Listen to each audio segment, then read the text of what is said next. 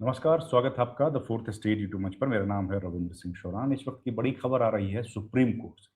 Supreme court में एक याचिका दाखिल की गई थी जिसमें कहा गया था कि पैलेट गन्स का जो यूज हुआ है उसको कंप्लीटली बैन किया जाना चाहिए। पैलेट गन्स को लेकर के सरकार पहले से ही बैकफुट पर, आप जानते हैं। 20 जुलाई को जंतर मंतर से संसद भवन तक एक संसद चलो मार्च छात्रों ने आयोजित किया था। उसमें पैलेट गन्स का उपयोग किया गया। ये बात तो अब कन्फर्म हो गई है। पहले सरकार ने मानने से इनकार कर दिया था, दिल्ली पुलिस मना कर रही थी, लेकिन बाद में दिल्ली पुलिस ने एक्सेप्ट कर लिया। खैर, अब मसला ये चल रहा है कि संसद भवन के भीतर इस पर चर्चा हो, अमित शाह इस पर रेजिग्नेशन दें, राहुल गांधी ने डिमांड की। राहुल गांधी ने सदन के भीतर भी इस बात को कहा कि अमित शाह ने आदेश दिया था। ये तमाम बातें हमारे सामने हैं। अब सवाल ये उठ रहा है कि इस पर होगा क्या? तो सुप्रीम कोर्ट में इस मामले पर एक याचिका दाखिल की गई। एक याचिका दाखिल की यशोवर्धन आजाद। ये कौन है? ये सीसी ये इंफॉर्मेशन कमिश्नर रहे हैं भारत सरकार के, और पूर्व आईपीएस हैं। इंटेलिजेंस ब्यूरो में रहे हैं, आईबी में, और कई जगह काम किया है, आईपीएस अधिकारी रहे हैं। और कुछ जो विक्टिम्स थे पैलेट गन के, उन लोगों ने सुप्रीम कोर्ट का रुख किया और सुप्रीम कोर्ट में जाके प्रेयर की कि ये क्या हुआ, हमारे साथ पैलेट गन्स का उपयोग क्यों किया गया। तो इसको कंप्लीटली बैन करने की एक प्रेयर सुप्रीम कोर्ट में लगाई गई। उस पर आज हुई सुनवाई। सुनवाई करने वाले 3 जज थे। Chief justice of India Suryakant, justice जयमाला बागची और जस्टिस वी मोहन्ना। इन तीनों की पीठ ने इस मामले को सुना और उसमें महत्वपूर्ण तौर पर 2 बातें सरकार को कही। एक तो दिल्ली सरकार को कहा कि भैया जितने भी लोग विक्टिम हैं, जिनको पैलेट गन्स लगे हैं, उनका बेहतरीन इलाज कराना आपकी जिम्मेदारी है। एक। दूसरा, जो आर्म्स एम्यूनेशन का जो रिकॉर्ड होता है, उस रिकॉर्ड को प्रिजर्व करके रखे। वो रिकॉर्ड तो आरएएफ के पास है, rapid action force. Basically RAF जो है एक एंटी रॉयट फोर्स है कि अगर कभी इस तरह की सिचुएशन क्रिएट हो तो उसमें यूज किया जाए।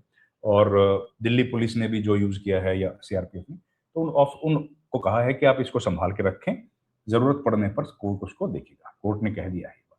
तो कोर्ट ने लेकिन ये भी कहा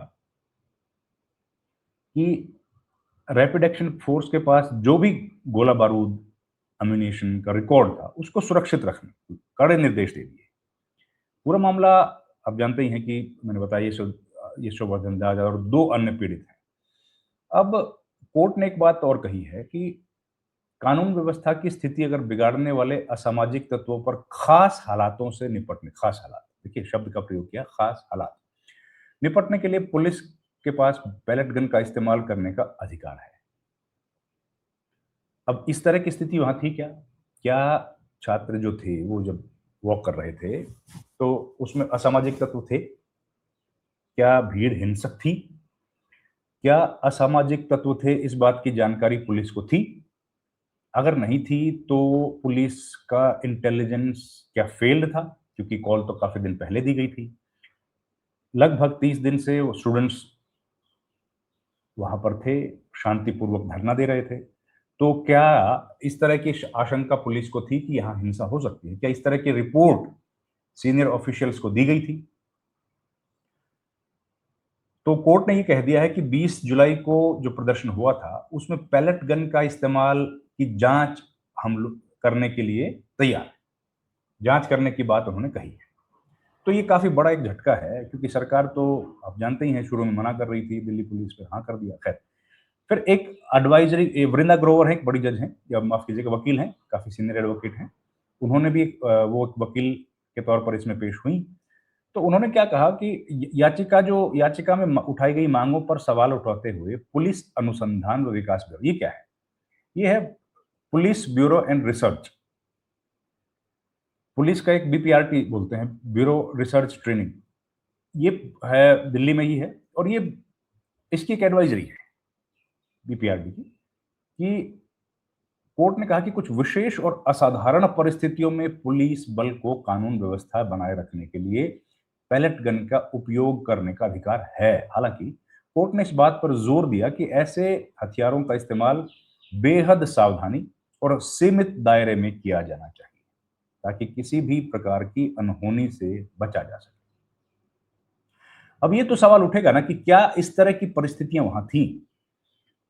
क्योंकि इतने दिन से वो लोग वहां शांतिपूर्वक प्रदर्शन कर रहे थे, किसी को कुछ दिक्कत नहीं आई थी।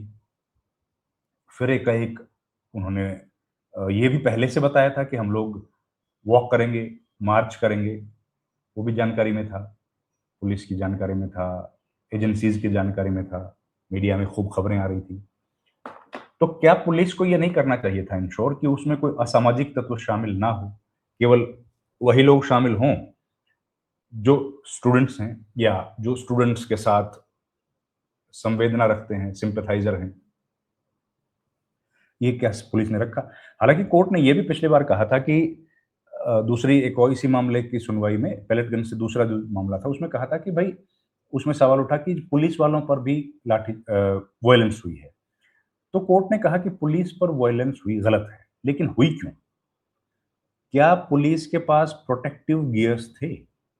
प्रोटेक्टिव गियर्स होते हैं ना हेलमेट और सब, वो थे क्या? एक बात। दूसरी बात, क्या पुलिस के पास जब ऑफेंसिव गियर्स थे, मारने वाले गियर्स थे, लाठी थी, तो प्रोटेक्टिव गियर्स देना ज़िम्मेदारी नहीं है स्टेट की, वो किसकी रिस्पॉन्सिबिलिटी है?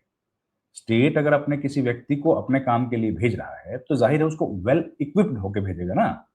वो स्टेट ने किया, that is the responsibility of the state. State ने वो किया कि नहीं? खैर, वापस लौटते हैं। अब इस मुद्दे पर हंगामा तो छिड़ा ही है, आप जानते हैं। राहुल गांधी ने पैलेट गन के इस्तेमाल को लेकर दिल्ली पुलिस और अमित शाह पर कड़ा रुख अख्तियार किया, हमलावर हैं।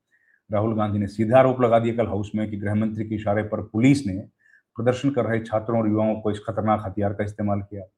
हालांकि बीजेपी ने राहुल गांधी के आरोपों को सिरे से खारिज कर दिया। अभी भाजपा का दावा है कि विरोध प्रदर्शन के बावजूद पुलिस की ओर से किसी भी तरह का पैलेट गन इस्तेमाल नहीं किया गया, जबकि पैलेट गन पे तो अब कोई सवाल रहा नहीं, वो तो लगभग क्लियर हो गया है कि पैलेट गन का इस्तेमाल हुआ। और कोर्ट ने कह दिया है कि भाई पैलेट गन का जो हैं उनको सही तरीके से उनका इलाज किया जाए। वो सारी बातें तो अब आ गई हैं, अब उस पे कोई बहस का मसला रहा ही नहीं।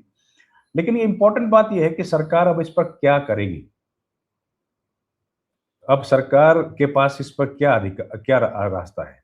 क्योंकि सरकार, दिल्ली पुलिस शुरू में मना कर रही थी, बाद में दिल्ली पुलिस ने हाँ कर दी, तो ये सरकार के लिए बड़ा डिस्टर्ब करने वाला इश्यू हो गया। ये तो कह दिया है कि भई आप इनका इलाज कराओ, हथियारों को जो रिकॉर्ड था वो सारा रखो, वो सामने आएगा तो पता लगेगा। अब सवाल ये भी है कि क्योंकि ये चीज़ें तो ऐसी होती नहीं ना, भई माल खाने से अगर आप कोई चीज़ इश्यू कराएँगे, पुलिस में हैं, पुलिस जब आपको डंडा देगी, हाथ में लाठी, डंडा, फिर हेड गियर देगी, फिर आपको ह पत्थरबाजी से बचने के लिए वो एक प्रोटेक्टिव गियर दिया जाता है, जिसको लोग लगा के खड़े होते हैं। उसके अलावा दिया जाता है अगर पुलिस की तरफ से एक पिस्टल या राइफ़ल या पैलेट गन। तो वो किसी की व्यक्तिगत संपत्ति तो है नहीं। वो जो पुलिस वाले उसको लेके जाते हैं, वो पुलिस वाले इश्यू कराते हैं सरकार से, सरकारी मालखाने से। वहाँ पर उसका रिकॉर्ड होता है कि इतनी पैलेट गन्स, इतनी राइफ़ल्स, इतनी गोलियाँ इनको दी गई हैं। और वापस जब आप करने जाते हैं, तो उसमें लिखा जाता है, डायरी में एंट्री होती है कि भई हमने इनको 20 गोली दी थी, 20 उन्होंने वापस कर दी, या 20 दी थी, 18 वापस कर दी। तो 2 पर सवाल उठेगा कि 2 कहाँ गई? वो आपको बताना पड़ेगा कि 2 वहाँ गई, हमने यूज़ कर ली, और फिर उसमें ये लिखना पड़ेगा किसके आदेश पर यूज़ की, वो बताना पड़ता है। तो ये तो सिंपल सा गणित है, इसमें कुछ ऐसा नहीं है। तो वो रिकॉर्ड रहता है। उस रिकॉर्ड को अब जो पुलिस के पास है या आरपीएफ, सीआरपीएफ के पास है, वो अब सरकार से माँग लिया है कोर्ट ने कि उसको आप सँभाल के रखें। एक इंटरिम ऑर्डर है, तो ये बड़ा महत्वपूर्ण है। सरकार के लिए ये एक झटका है, क्योंकि सरकार तो ये कह रही थी कि भई हम लोगों के पास तो कुछ ऐसा इस्तेमाल करने का हमने नहीं सोचा था, इस्तेमाल हुआ। अब सरकार बड़ी मुश्किल में है। इसका जब जवाब देगी तो बड़ी इम्पोर्टेंट होगा ये मामला। और 20 जुलाई की जाँच की बात कोर्ट ने कही है। कोर्ट ने ज़िक्र कर दिया है कि 20 जुलाई को, क्योंकि ये जो पिटीशन है ना, ये थोड़ी-सी बड़ी पिटीशन है। केवल एक 20 जुलाई के इंसिडेंट पर नहीं है, बल्कि वृहद पिटीशन है, जिसमें पैलेट गन के उपयोग को बैन करने की बात कही गई है। केवल इस मामले में नहीं, बल्कि कश्मीर से भी अगर कुछ बात होती है, किसी और प्रदेश में भी होती है, वो तो इसका एक बड़ा पर्सपेक्टिव में ये पिटीशन फाइल की गई है। तो कोर्ट इसका देखते हैं क्या जवाब देता है या कोर्ट में से इसका क्या फैसला आता है। सरकार का जवाब बड़ा महत्वपूर्ण होगा और सरकार पहले ही इस मामले में घिरी हुई है, तो और ज़रा और ज़्यादा नज़रें सरकार की जो जवाब है उस पर रहने वाली हैं। इस वीडियो में इतना ही। आपका बहुत-बहुत धन्यवाद। Thank you very much. नमस्कार।